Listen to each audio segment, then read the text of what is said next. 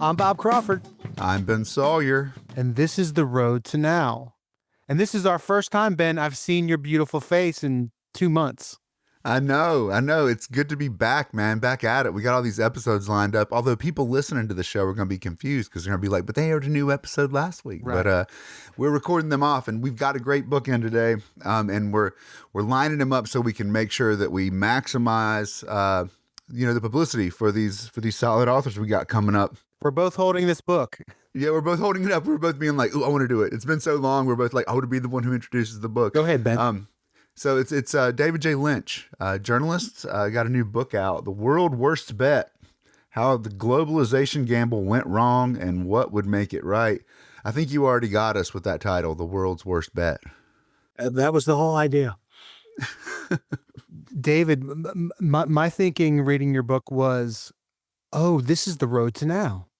Like, that's what this book is. It's like, Ben, our first episode, May of 2016, we're talking about the populism of Bernie Sanders and the populism of Donald Trump. Mm-hmm. And this book, The World's Worst Bet, is how we got here.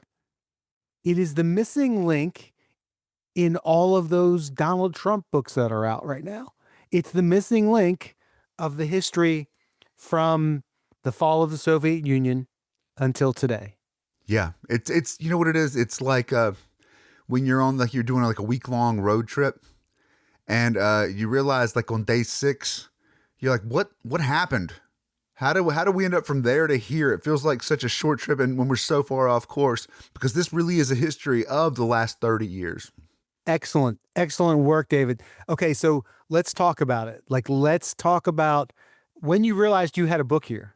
Yeah, and thanks for having me. I guess this was something that, I had covered much of this story myself over the years, not all of it, but from the late 90s on. And, as I was thinking about this a couple years back, right on the eve of the G20 summit in Bali, Indonesia, and at the time, the world was not particularly united. Russia had been more or less excommunicated from the global community after the invasion of Ukraine. President Joe Biden and Chinese President Xi Jinping were at odds over various things. And it just struck me how different a place we had ended up in than we had collectively imagined at the end of the Cold War.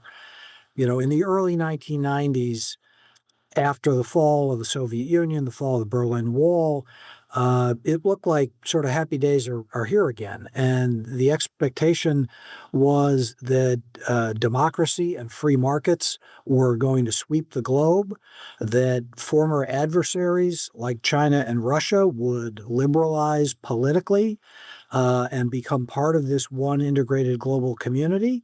And we'd end up here in the United States with shared, widespread prosperity and just a more peaceful, more stable global environment. And that certainly is not where we've ended up today. At the beginning of this period, we were busy exporting. Our greatest export, in fact, was democracy and democratic ideas. And now we're in a place where we're sort of fighting to preserve it here at home, let alone exporting it. So we did not intend to end up here. And I wanted to answer the question, well, then what happened? Well, you're a financial journalist, and what is fascinating to me about this is really a professional who watched this in real time, who could snap back to moments and really say, here's how we were thinking, and really interrogate your logic and the logic of people around you. You've worked all over the world. You've worked in Russia. You've worked, throughout Asia, and, you currently write for the Washington Post. What do you think this gave you in your ability to write this, that something, I want to address this up front because this is your perspective. How did that shape the way you saw things? And how is this different than something that maybe a historian like me would write who was not a part of it? I think what it gave me, honestly, was humility. because, and I think I say this in the first person prologue to the book, where I walk through some of those scenes and some of those experiences I had. And, I think at the time, I was not particularly clairvoyant about what I was seeing. I was in Indonesia in 1998 in the midst of the Asian financial crisis, and then the following year in Russia, reporting as the crisis sort of spread to the Russian economy. And I did not interpret what I was seeing at the time, and even subsequently when I lived in China, as evidence of any sort of systemic problems that were going to get worse over time and ultimately spark a broader backlash. I thought what I was seeing was sort of the news of the day, frankly. Oh, there's a problem in Indonesia. Oh, there's a problem a year later in Russia. Let's cover it, understand it, do the best we can, move on to the next story. But was a believer in the sort of conventional wisdom of the time, I guess.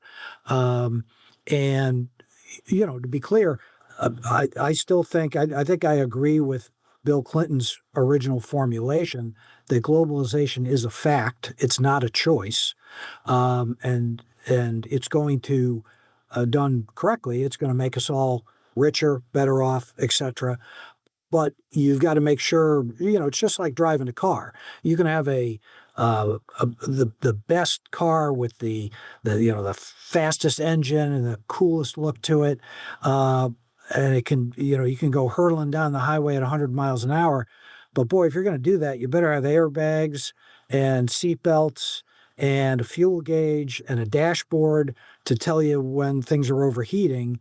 And I think that's what we got wrong with globalization, was we concentrated on the sexy stuff and not the stuff that keeps you safe. And you need to have seatbelts for the passengers. Everybody's got to have one, and car seats for the little ones. So the fall of the Soviet Union, it was what one historian or economist said was the end of history. Is that Francis Fukuyama? Exactly. Fukuyama? Wrote a piece. I think it was 1992. He wrote this, "The End of History," and basically described liberal democracy and free market capitalism as effectively sort of the end state of human evolution. And he has taken some hits for that over the years, but he wasn't alone. I mean, he just sort of put the cherry on the sundae. He was not alone in thinking that. Our story kind of begins with NAFTA. And this is the beginning of hyperglobalization. And there's a quote early in the book from Bill Clinton. He's giving a speech at Georgetown University. He says, if we offer these hardworking families no hope for the future, now this is the people that will be hurt by globalization, the American factory worker, that people that will be hurt by globalization. If we offer these hardworking families no hope for the future, no solutions to their problems, no relief for their pain, then fear and insecurity will grow, and the politics of hate and division will spread. If we do not act to bring this country together in common cause to build a better future, the neo-Nazi David Duke and his kind will be able to divide and destroy our nation. I didn't realize how prophetic Bill Clinton was.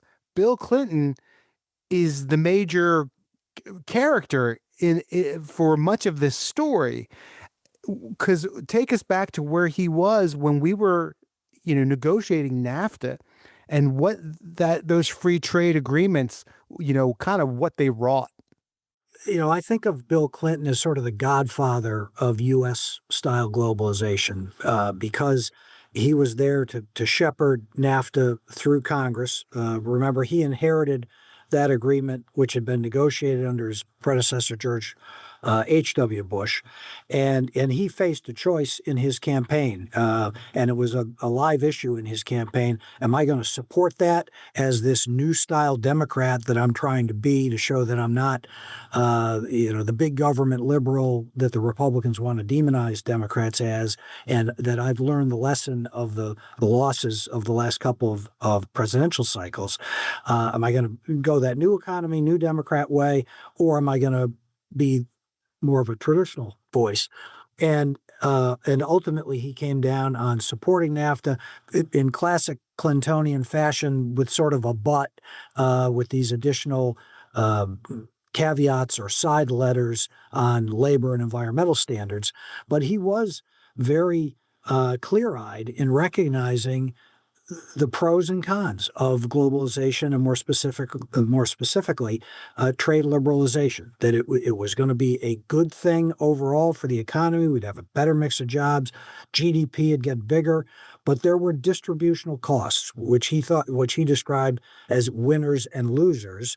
And the bargain was that the winners, everybody who was going to benefit from these sort of changes, and most Americans did, but they were supposed to take some of their gains and help the guys with the least amount of education, the least skills, whose jobs would inevitably be destroyed by this process. And that bargain was always talked about. Politicians love to sort of acknowledge it, describe it, promise to do things about it, but that final bit, that those promises were just never kept. One of the things I remember from this time, I was born in 78, so I went to college in 97. From Cabarrus County, North Carolina, home of Cannon Mills. My grandma retired from the textile factory there. My dad worked there. My uncle there worked there at some point in time. That place is now a brew pub in Concord, which it's kind of funny to go there and have a beer in a place where I'm sure many members of my family didn't really want to go. But I remember there being this stark contrast. I knew so many people who worked in the factories, friends, parents, families. And in the community in the late 90s, when all this was going down, in my community, everyone recognized what was going to happen. Everyone was scared, and it panned out. I mean, what happened was Cannon Mills closed and took everything with them. But then I would go to the university campus, University of North Carolina at Charlotte, where I studied history and political science classes. And in the classroom, it was like, no, we're globalizing. What kind of a caveman wouldn't be for this? Absolutely. And you really capture this moment and how little the feedback of regular working people were taken into account. So what mattered to these folks at the political level? I have to say, I felt that myself. I probably personified that, and it was easy at the time. And my life has benefited from globalization. I guess that makes me a globalist, right? I've lived overseas for 8 or 9 years. 2 of my 3 boys were born in another country. They speak other languages. Both of the cars in my garage have Japanese nameplates, although they were produced in Mississippi and Mexico. So I have lived and benefited from this phenomenon that I'm describing in the book. And if you're somebody who lived in a place like Washington and London and Beijing and other fast-growing places here, predominantly on the coasts, it was easy to sort of give short shrift to the notion that some people were going to be hurt by this. And, there are a lot of people in Washington who would sort of dismiss those jobs as, oh, well, nobody wants those jobs anyway. Nobody wants to make tires. Nobody wants to sew clothing. And sure, I don't want to work in a tire factory for 30 years. But the guy working there, and this, I say tire factory because this is one of the stories I tell in the book. If you're working in Union City, Tennessee, in the Goodyear plant making tires, that is tough, dirty, hot work. And to do it all day, every day for 30 years is no mean feat. But it's the best paying work in that area. And so it's easy in Washington to say, oh, well, nobody wants those jobs. But the people who have those jobs desperately want to hang on to those jobs because when they lose them, the only thing around that they can get pays a third to a half of what they were earning. Yeah, I think there's this missing piece of the fact that so many people, first of all, work for their children. And when you're working and taking care of your children, there's satisfaction in that. But second of all, just the sense of the way that masculinity is tied into this. And there's a bit of this in the book, but like what happens to the sense of American masculinity? Number one, when the future is so dismal. And number two, when you live in a society where masculinity is shaped by being able to provide for your family and suddenly you can't. It's a crisis, and we're seeing it. Absolutely. And so your book makes the rise of Trump just make perfect sense when since 2016, many of us, myself included, were like, how did this happen? And your book kind of fills in those gaps of how this happened, because it just makes him, not him specifically and personally, but in some ways he's the genius that saw it all along. But that's not really the case, but is it? Well, I think these issues or the discontent that was fueled by trade, immigration, the effects of automation, the way the global financial crisis, which was a global financial crisis, and we talk about that. But I'm a big believer in not accepting single variable explanations. So, in other words, I don't think we've ended up with a second term in particular, but we have not ended up with the Trump phenomenon because of trade policy, period. But trade, I think of this as a cocktail or a stew, and trade policy and the inadequate response to it domestically was a major factor that gave us Trump, contributed to his rise. And I found there was a debate in the immediate aftermath of his 2016 win, which has, I think, lingered over, what caused Trump, quote unquote. Was it trade? Was it economic discontent? Or was it cultural concerns, which was often a euphemism for racism? And analysts sort of fell into those two camps. And to me, it always felt like for people left of center, they were drawn a little bit to the immigration slash cultural concerns slash racial concerns, because that would get them off the hook, right? If Trump is just about the white working class in the aftermath of the first African American president, sort of reacting to immigration and reacting to the presence of quote unquote the other, if it's all just racial, then those people really are the deplorables, and we don't have to worry about what bothers them. And I always found that kind of unsatisfying, because I have very good friends who are supporters of Donald Trump. I have neighbors. I live in a pretty affluent part of Northern Virginia. I have neighbors literally right next door to me who are good people, nice people, and they support Donald Trump. So I think the phenomenon that we're looking at there is more complicated. It's multidimensional, more complicated than people like to give it credit for.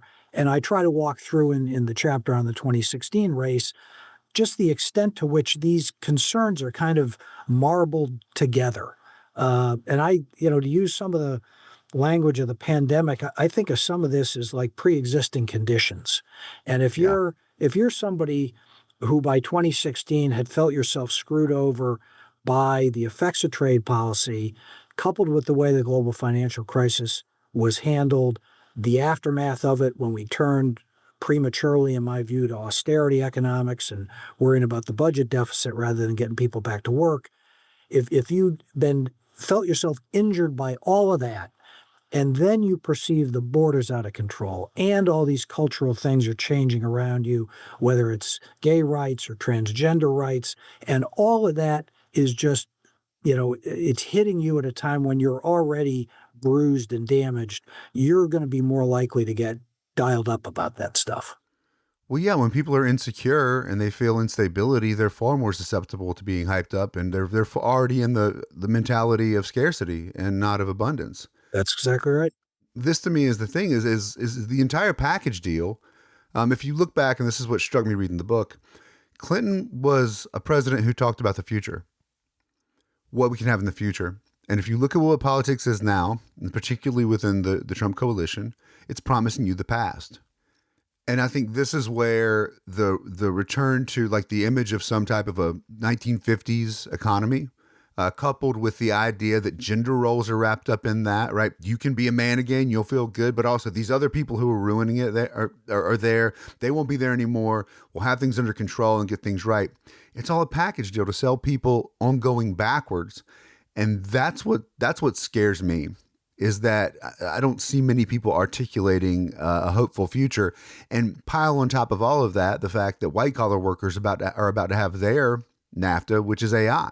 And you talk about that as well. Yeah, and two things come to mind. The first is, I spoke to Clinton for about an hour and 15 minutes for the book, and it was a fascinating interview. He's still a fascinating guy. I mean, he's sort of in that lion in winter phase. He's not the Bill Clinton of the 1990s. Obviously, none of us are what we were in the 1990s. But he and Trump, their political base kind of overlaps. The white working class, rural voter that put Bill Clinton in the state house in Little Rock is the same cohort that Trump has appealed to, but their ways of doing it could not be more dissimilar. Clinton tries, I think, to sketch for voters, or tried then and still does now. You remember back in, I think it was 2012 at the convention, when he spoke on Obama's behalf, and it was Obama or one of his people sort of dubbed him the secretary of explaining stuff. And that is Clinton's great gift. And whether it was talking about the bridge to the future or whatever, in his campaigns in 92 and 96, he did sketch out a comprehensive theory of the case. This is where we are. Things are going to change whether we like it or not. So we got to make change our friend, and we can go on to that brighter day. And that's not Trump's language. I mean, for all the talk now in the second term of this new golden age, you remember that inaugural speech in 2017 was American carnage, and it was blood curdling. And that, the language that he's used to describe China, the rise of China economically and its effect on the U.S. is basically rape and pillage the U.S. economy. It's this lurid, sort of fear-based appeal. So the two of them could not be more different in their approach. Can you talk about the World Trade Organization and how the rise of that, coincided with NAFTA and this hyperglobalization, and how that sparked activist backlash? Yeah, that's an interesting case because it's an international bureaucracy, which normally is about as exciting to discuss as watching paint dry. But the WTO was sort of the high watermark. It came out of the Uruguay round of global trade negotiations in the early 90s, began operating in 1995. And it, I think, sort of represented the high watermark of the global institutional ambitions that came out of World War II.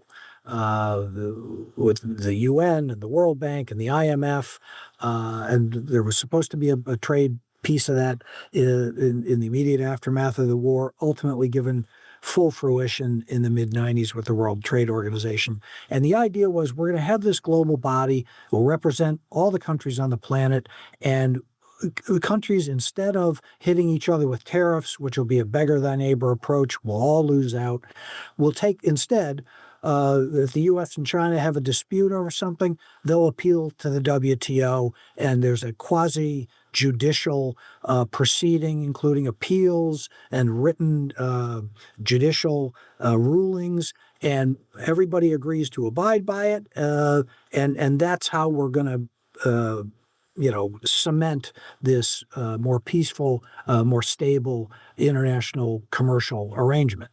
And it works pretty well as these things go, but there are problems. It's slow, and even the rules that everybody has signed up for over time, after China joins in 2001, it becomes clear that they're not. There's really no way to apply these rules to China. China is just too big a non-market economy, is the jargon. They're not a full free market economy like, broadly speaking, the U.S. or the Europeans or the Japanese.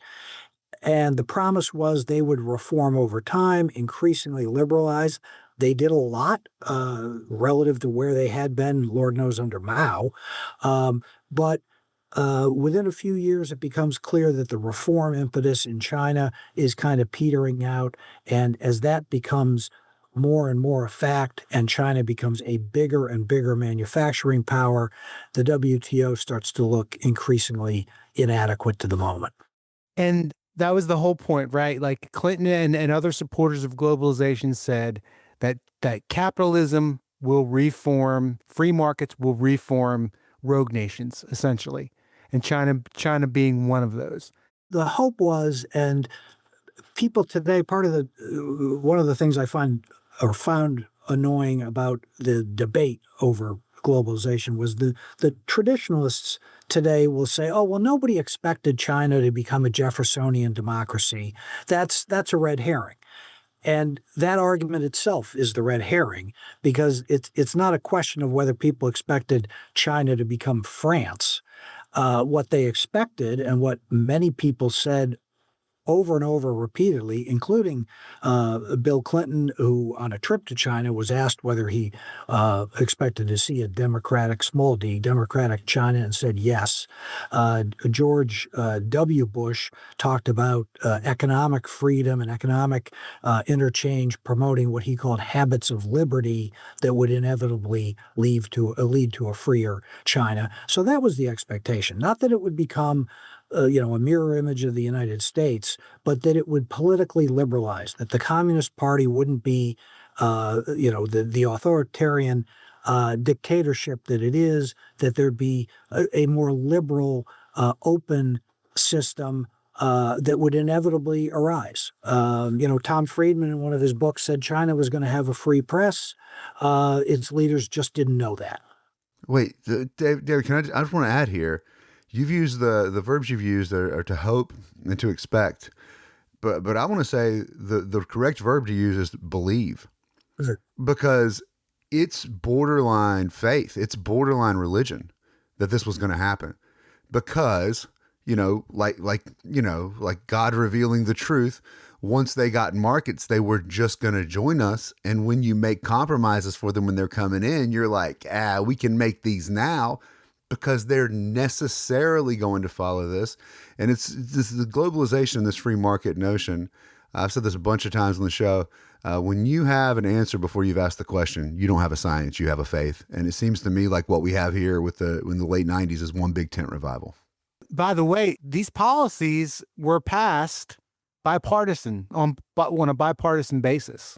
Yeah, I mean that's the thing that folks often forget now. You go back and you look at some of the figures that endorsed China's entry into the WTO, and it's a laundry list of prominent Americans on both sides of the aisle, and I think that the more sophisticated version, Ben, of that religious notion is that I think the logic, and it's understandable logic, it's just not as ironclad as its adherents, I think, thought it was, is the idea is, China, because it is liberalizing the economy, they're going to need a more liberal information environment, because I, as a Chinese businessman or a foreign investor, I need information to make my economic decisions.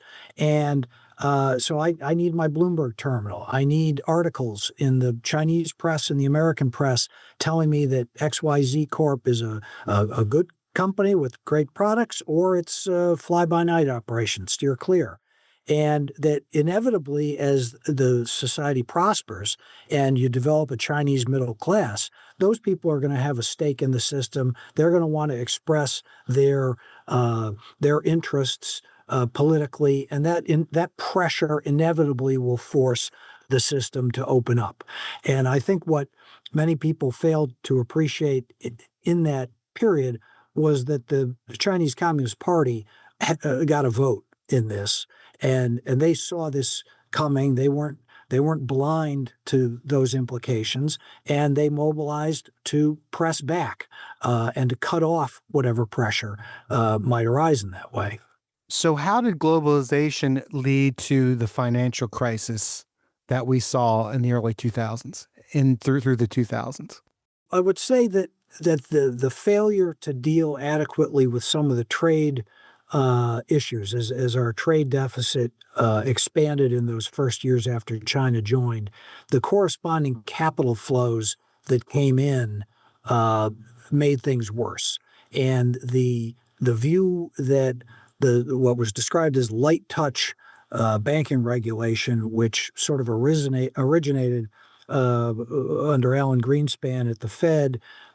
We exported that to the UK's new Financial Services Authority in the late 90s. The European banking regulators sort of operated as individual national regulators rather than a pan-European model. And so there was a lot of pressure at the time, if you were a regulator, not to get in the way of your so-called national champions. If you were a French regulator, you didn't want to hurt the French banks as they competed with Deutsche Bank in Germany and likewise in Germany. So you had a very sort of free-flowing capital environment, and that the waves of capital that came into the U.S.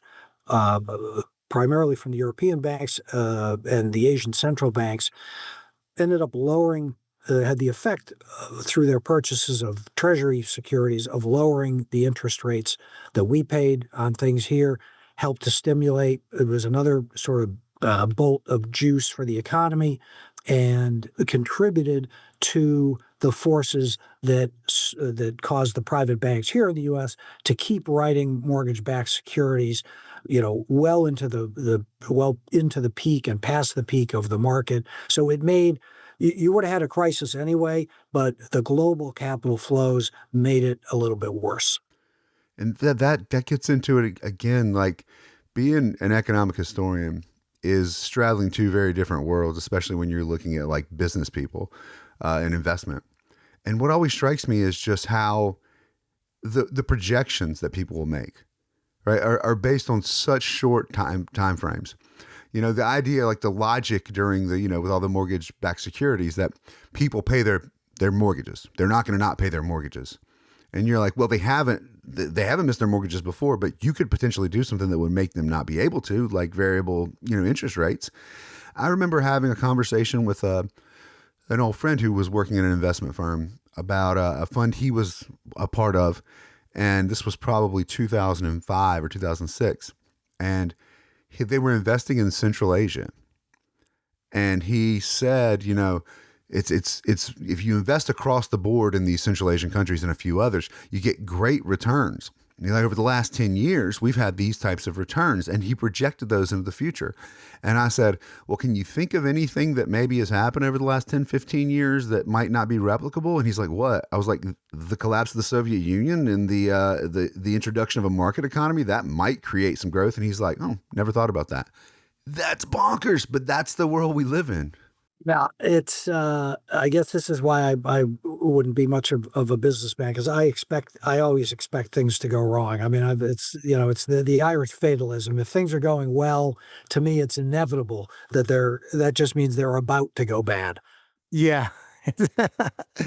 Yeah. Oh God, there's so many. I could do this all day. This conversation here. Something that I love about your book is you tell it from different perspectives. Right? You have this perspective of the presidents that were involved. You have perspectives of the factory workers, like people who were impacted by globalization, and then the activists. Talk about the activists. Yeah, this and that I'm glad you like that, because I was really wary of writing a book that was just going to read like the sort of term papers that we remember from college. Like there's a lot of serious substance that I had to get into here to sort of parse the arguments and adjudicate them. But I wanted to make this as readable a story as I could. And I thought the way to do that was through the half dozen or so main characters that I have, one of whom was this woman, Lori Wallach, who was and is a very prominent figure in the trade debate here in Washington. For many of the years that I describe in the book, she was with the Ralph Nader group, Global Trade Watch, and she's just, she's whip smart. She's got a great sense of humor. She's very personable. I think she works 23 hours a day, And, she, as I describe in the book, she grew up in a circumstance in Wisconsin with one of the few Jewish families in the area, felt the sting of anti-Semitism and of being sort of the other in a community, and grew a tough shell as a consequence, and has learned, and I think is drawn to the contrarian view or the unconventional view, and so it was sort of entirely natural that she would emerge as a very prominent critic of globalization and would play a leading role in organizing the famous protests in Seattle at the end of 1990 against the WTO, which really, I think, both symbolized the emerging discontent with globalization in some circles, and in particular with the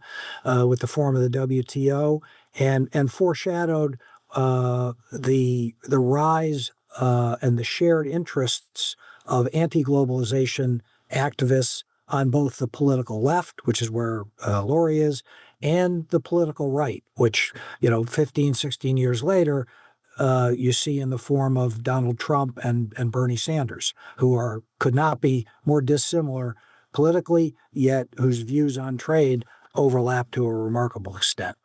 I like the one chapter where you had the factory workers and you had the two generations, and how much different their experience was. And just being in the same situation, being a generation apart, retooling is a lot easier if you're in your 30s than if you're a guy who's now coming up on, in his 50s, coming up on his 60s. And I just thought that way of looking at it was pretty fascinating too, to show that, like, even in a demographic group, a geographic group, you have different responses and different experiences. Absolutely. And it goes back to your earlier mention of artificial intelligence, because, some people have said, well, okay, even if we didn't do such a great job handling China's economic rise, what economists call the China shock, it's over now. That's in the past. And Paul Krugman has told a story about, a guy driving a truck who runs over a pedestrian in the street, sees that he's run him over, and says, "Oh my God, let me make things right." Throws the truck into reverse and backs up over the guy. That doesn't make it right. That doubles the injury. So, okay, we can't go back and undo the China shock. So what's the point of all this discussion? And the point of it is we need to learn the lessons of the last 30 years, because the China shock is not going to be the last economic upheaval that we're going to face. And artificial intelligence at the moment looks like it could be the next one. There's lots of views on that. I'm no expert on artificial intelligence, but it certainly has the potential to create a lot of labor market tumult. And yet our system for helping workers get through such periods is as flimsy today as it was when China joined the WTO. And the experiences of the two workers you mentioned, Bob Ulrich and his son Brian Ulrich in Niles, Ohio, are I think both a warning and also offer a warning and hope. The dad was in his 50s when the local factory packed up and moved to Mexico. He ended up retired and on disability, but his son, who was in his 30s, also lost his job, went back to school for 2 years, got a nursing degree, went to work for one of Ohio's biggest medical centers for about the same pay he was making in the factory at first, and then worked his way up to a supervisor's position and now makes six figures.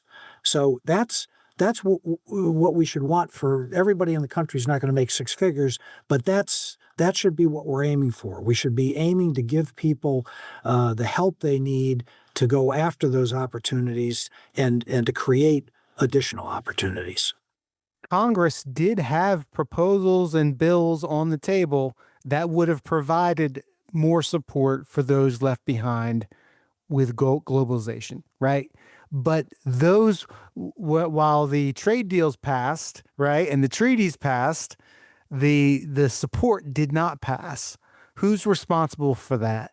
I think there's blame to go around, but what's interesting is that the main program to help workers affected by trade or who lose their jobs because of trade, called Trade Adjustment Assistance, has always been sort of more, since JFK created it in the early 1960s, it's been more effective as a political chit for politicians to use to get trade liberalizing agreements through Congress than it has been as an actual program to help workers. And Republicans aren't wild about it because it's a government program that is a social program. Democrats have been ineffective. The labor unions have often been unexcited about it because, as one guy relayed to me a conversation he had had with one of the bosses of the AFL or one of the leaders of the AFL-CIO back in the 90s. It's not in the union leader's interests if his laid off member gets a good job in some other industry. The labor union, is about running the carpenters union or the electricians union or the pipe fitters union. And if you get laid off and then you go off and get a job somewhere else, maybe it's a non-union job, maybe it's some completely different industry.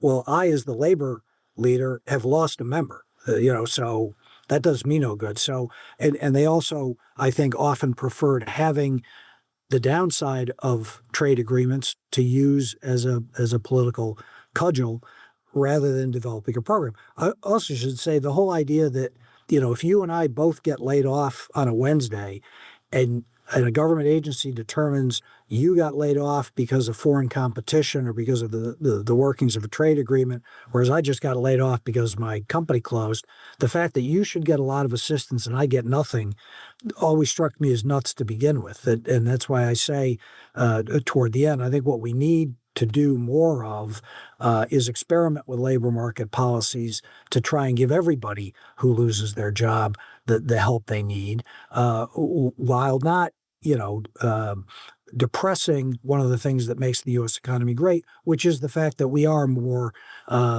open to change than, say, a more sclerotic European system. Your universal basic income might be something to pursue, but I'll step back off that. I got strong opinions about that. I think that might be a good one. But the thing I want to say here is just to put this in context. If we think about, as I was saying earlier, the backlash against globalization and what that has meant, right? And we know Jeff Cowie's great book, A Capital Move, shows that, outsourcing was happening throughout the 20th century. It's really the 90s when it becomes this really fast process. But at the end of the day, like, the privileges and the concerns that were in globalization then, and we're now seeing again in AI, is that it prioritizes the interests of money. Money, even in globalization, money began to be able to move wherever it wanted to move, but people were bound by borders. And when people lost their jobs and, the terms of their lives were disrupted, there was no one there. But if, a foreign government couldn't pay it back, there was restructuring that had to be forced on them, subjugating the sovereignty of nations and forcing people to abide under a regime they would have never voted for. Now, this makes sense to me in the context of the xenophobia we've been seeing, the anti-Mexican sentiment, and all of this, because when you look at who took your job, you go, well, that's somebody over there. AI has a different issue, socially anyway. AI is a situation where you're not going to be able to really point at who did it to you. It's going to be software. It's going to be, who's it going to be? Is it going to be the guy who owns this technology or whatever? Of course, it will always be like, this will work out for you. That'll be the line. But it's the same thing. It's money, wanting to make money as fast as possible with no concern for the implications to people, saying that'll be good for you. And I wonder, this is a bit where I ask you to conjecture a bit, but I wonder, once people who have felt exempt from all of this start feeling the suffering that their blue-collar counterparts went through 20, 30 years ago, if there will be an opportunity to wake everyone up to what's really happening here, which is that money has been coddled and people have been left in the field. It's an interesting point in a couple of ways, because one of the things Clinton said to me during our interview in sort of analyzing the backlash and why things hadn't worked out, or why we hadn't kept the promises that we made to people, was that the I'm trying to think of how he phrased it. It was generally that the private sector had sort of outfoxed the public sector, that the companies had realized that by moving operations abroad and the pharmaceutical industry by signing IP to their offshore entities, they could evade the ability of governments to tax them easily in the domestic market. And so the need for help was rising, but the ability to fund it was progressively going down. And I think that again, as I say in the book, where I try to sketch out the sort of and what would make it right part of the title.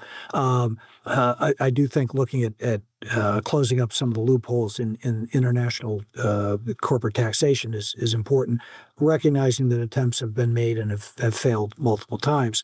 But I do think, to your point, the idea that the demographic target base, if you will, or the demographic casualties of AI potentially are going to be a lot more numerous on the white collar side of the ledger. AI can't come fix my leaky toilet. AI can't Mm-hmm. come build me a bookshelf in my family room. Can't dig a hole for my pool in the backyard. But AI can do some of the financial analysis that guys on Wall Street are doing, and AI can write some of the basic news stories that the news services put out on corporate earnings. And AI can read an X-ray.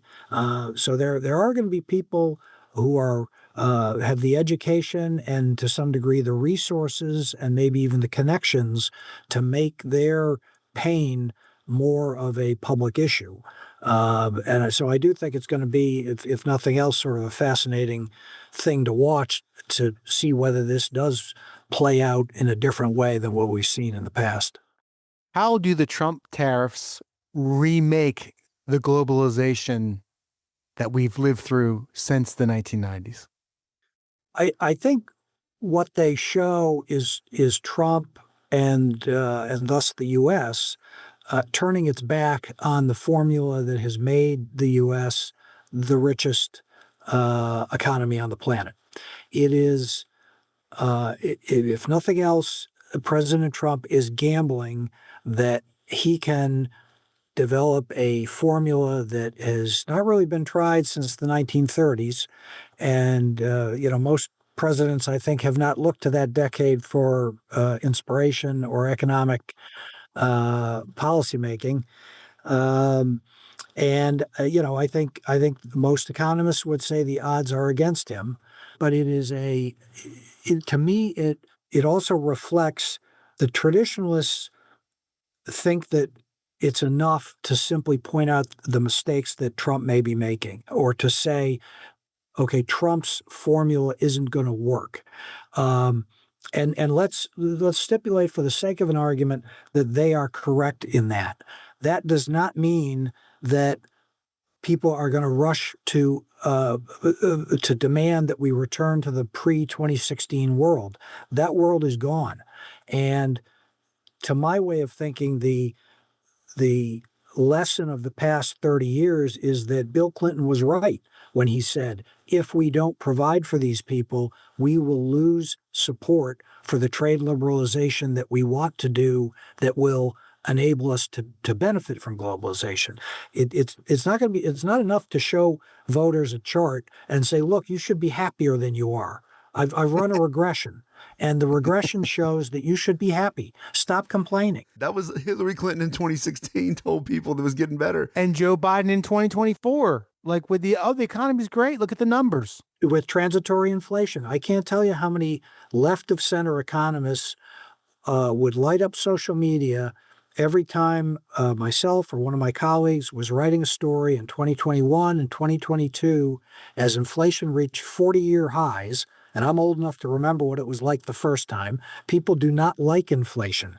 And simply telling them that, the sledgehammer that's hitting them in the frontal lobe will stop pounding them in a few months, so stop complaining, that's an inadequate political position. even if it turned out to be wrong economically too. Inflation was not as transitory as we expected.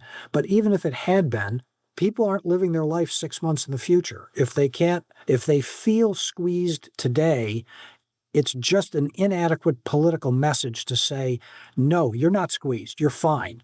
Look, I've got a chart. Yeah. And I think for the advocates of the more traditional approach to globalization, it, I think that the lesson of the past is that the costs are perhaps of outsized importance, maybe disproportionate importance. But that if you as a policy advocate, as an economist, as a politician, if you want to proceed down this path of further trade liberalization and enjoy the great benefits of globalization, which have been significant, you need to take account of those discontents, those fears, those uncertainties in the way that was once promised. Yeah, it's not. There's no better way to lose good faith with somebody than to you be a stranger and tell somebody they're not going through something that they are actually going through. I mean, what else will you tell me you know about? And this also comes to the debate. The other thing people will say is, well, trade wasn't the big problem, but trade didn't cause the loss of 5 million manufacturing jobs. It was actually automation. And automation, increased productivity, is responsible or has been responsible for the bulk of the manufacturing job loss. That seems to be clear. Most economists agree on that. You get different views. Was it automation half the story, 3/4 of the story, more than 3/4 of the story? 3/4 is probably as good an estimate as any, but that still leaves 1/4 of the story due to trade policy. And trade policy is something that the president of the day gets up and talks about. The Congress of the day votes on it. Everybody's talking about it. Everybody gets a vote.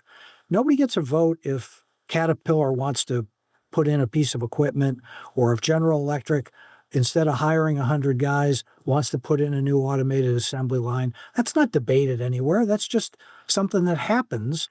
And I think that fact, if nothing else, is part of why trade gets disproportionate attention, and thus why the political response to it has to be particularly nuanced and resourced. That ain't happening these days. No. This is not an era of nuance. That's probably true. You're right. Policy doesn't have to determine whether or not they install automation, but policy can decide whether or not the machines they put in that factory to replace those people are built by other American people. It could. That's the story we've all been told. Hey, whenever you lose these jobs, you create new jobs for somebody else. But when that's happening, like and the jobs for somebody else are overseas, right, in a place that essentially is their markets are subsidized by, denying people their rights. That's, I don't know. Obviously, I've got my own discontents here as a very privileged academic. Ben, do you have a big end up question? Yeah, I mean, we already kind of got to it. I mean, for me, it was the what would make it right part, because that's the hopeful part. It's in the in the parentheses at the bottom, but that's the part that I want there to be an exclamation point after. Well, and I'll keep my response to that short because we have discussed it. But to me, I think both parties have offered up responses to globalization that seem to me designed to address what happened in the past, and what we need are policies that are going to work in the future.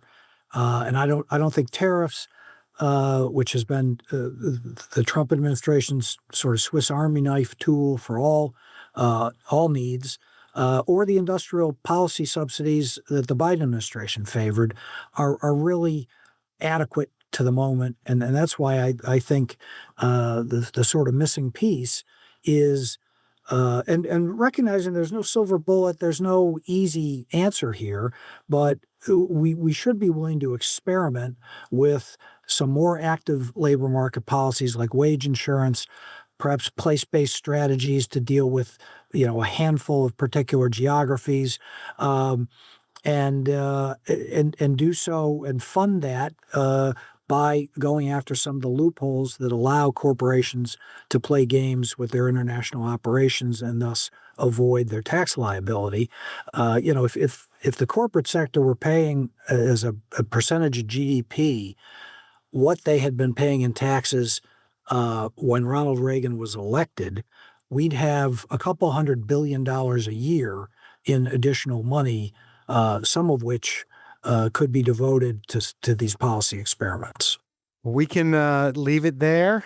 Yes, David, I knew when I booked this episode, I was like, I'm going to get all worked up and it's going to be a fun conversation. And I appreciate you sending us a book that is great reading. And I think you're absolutely right. We shouldn't be trying to fix the problems of the past. We got to look forward. That's right. And this may be an outline or a template for the next administration. Because a lot of we know the current administration doesn't have an appetite for any of this. Well, I'd like to sell books to members of both administrations. As you should. Hey, by the way, I'm agnostic.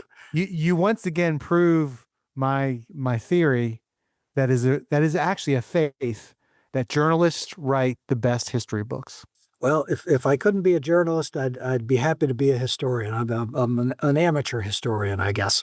It's very well written and it's just very well conceived.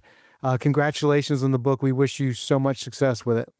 Well, thanks a million. It's been a pleasure to talk to you guys. It's been a pleasure to have you here. Again, the book is The World's Worst Bet, How the Globalization Gamble Went Wrong and What Would Make It Right, by our guest, David J. Lynch. Links to buy that book in the episode description. See you next week. Thank you for listening to The Road to Now. If you enjoyed this episode, please tell the world by giving us 5 stars and a review on Apple Podcasts or 5 stars on Spotify. Or spread the word directly. Just text a friend maybe, or share a link on social media. Anything helps and we appreciate it. And if you've got a friend who hasn't gotten into podcasts yet, let them know they can hear us every weekend on SiriusXM's POTUS Channel 124. Now is the time when we say our special thanks to our supporters on Patreon and give a shout out to our Washingtonians.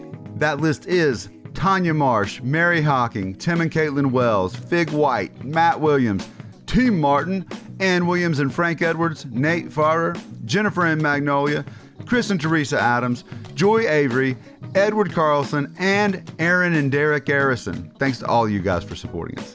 If you want to support our work and maybe get on that list, you can join us on Patreon at patreon.com/theroadtonow. You'll get extended versions of select conversations, extra episodes, bonus materials, and more.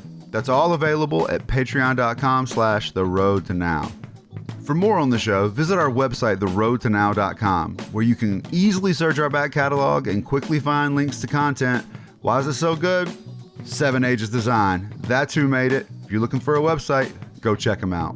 The Road to Now is hosted and produced by Bob Crawford and me, Ben Sawyer. Our associate producer is Gary Fletcher.